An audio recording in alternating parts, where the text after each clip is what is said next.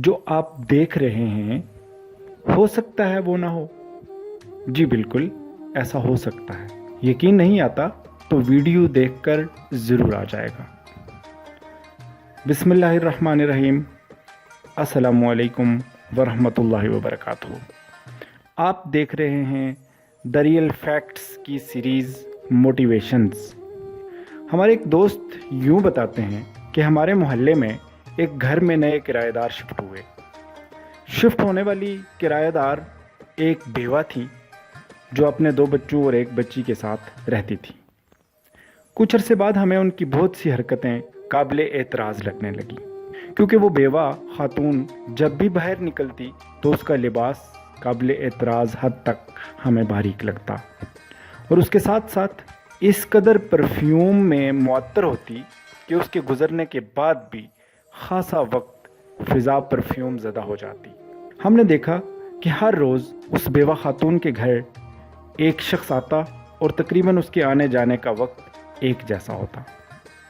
हमें ये सब बातें बहुत गलत लगीं और हम मोहल्ले के लड़के अपनी निजी महफिल में उस बेवा को मौज़ूए बहस लाते, तमस्खर उड़ाते और बुरा भला कहते, क्योंकि हमने ये सब कुछ खुद अपनी आँखों से देख रखा था।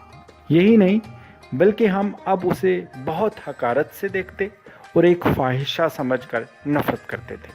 अल्लाह का करना ये हुआ कि थोड़े दिन बाद ही अचानक हमें खबर मिली कि उस बेवा का अचानक इंतकाल हो गया।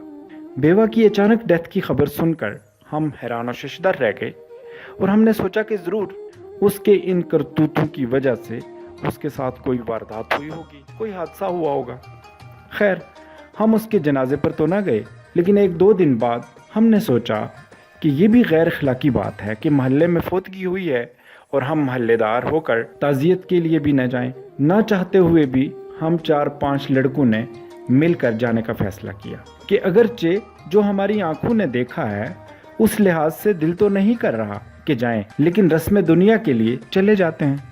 खैर, जब हम उसके घर पहुंचे, उनके दोनों बेटों में एक जवान था, वो हमारे साथ बैठा। हमने रस्म दुनिया के लिए उससे हमदर्दी का इजहार करना चाहा तो वो फूट फूट कर रोना शुरू हो गया।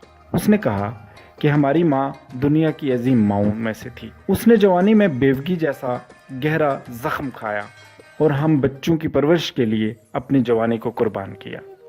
लेकिन बदकिस्मती ये हुई कि उन्हें जिल्द का कैंसर हो गया और उसकी आखिरी हद तक पहुंच चुकी थी। हालत ये थी कि उन्हें अपनी जिल्द पर हवा तक बर्दाश्त करना मुमकिन ना था। चे जाए के लिबास, यानी लिबास पहनना उनके लिए किसी मुसीबत से कम ना था।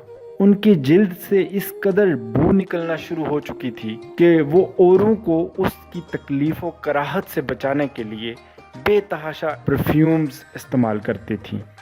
इस तरह वो उस बू की कराहत से किसी को तकलीफ़ नहीं पहुंचने देती थी। नाज़रीन गिरामी, हम ये सब सुनकर बहुत ही ज़्यादा हैरान और मुतहय्यर हुए और पूछा कि क्या उनका कोई इलाज भी करवाने की कोशिश की कि नहीं। उसने कहा कि जी, इलाज हमने बाकायदा करवाया और आखिरी दिन तक डॉक्टर बिला नागा यानी रोज़ाना घर आकर चेक करता था कि अब मर्ज़ की नोयत क्या है। नाज़रीन गिरामी, हम ये सब सुनकर बहुत हैरान और शर्मसार थे। हम अपनी सोच पर बहुत नादम थे और हमें ज़िंदगी में पहली बार ये अमली सबक मिला कि this is the real fact, कि हम जो देख रहे होते हैं ये ज़रूरी नहीं कि वही हो जो हम उसे देखकर सोच रहे होते हैं। इसलिए हमें अपने देखने के बावजूद भी दूसरों के लिए अच्छा गुमान रखना चाहिए। आखिर में आपसे दरख्वास्त है, अगर कोई बात अच्छी लगे तो सदका जारिया के लिए दूसरों से ज़रूर शेयर कीजिए। बहुत बहुत शुक्रिया। अपना ख्याल रखिएगा। अल्लाह ने के बाद।